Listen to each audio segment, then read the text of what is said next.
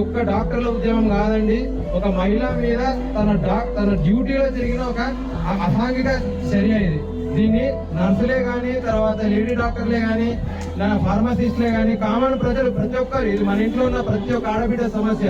కనీసం మహిళ చదువుకుంటే ఆ ఇంటికి ఎంతో వెలుగు వస్తుంది, కానీ వాళ్ళ మహిళ చదువుకుంటే ఆమె ఒక డ్యూటీలో కూడా ఆమెకు రక్షణ లేని పరిస్థితి.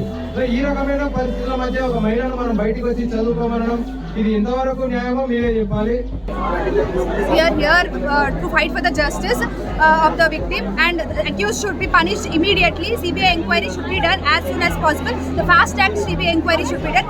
Along with that, all the female doctors in all the hospitals, all the female doctors and all the healthcare workers, whether it is a sister, nurse, or else a lab technician, anyone, every female and male doctors should have a safety in the government hospitals, working in government hospitals. Central Protection Act has to be implemented by the government as soon as possible. It's been almost 4 years since COVID. In 2019, the act was passed during the COVID time, but it is not being persuaded. It's just the bill, they kept it, but it is not being implemented in the law. So we demand and also request the government to implement Central Protection Act as soon as possible. I have written this in Bengali, which says, "Save the savior." I have written this in Bengali. It has been 7 days. Still, the government of West Bengal, the government of India are remaining deaf, and we are not getting any justice to the.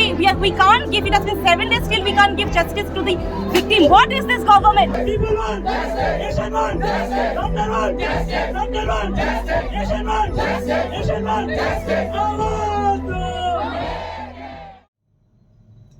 As thousands of doctors continue to flood the streets of Hyderabad, all eyes are just on one thing: justice rendered to the female doctor who was brutally raped and murdered in Kolkata.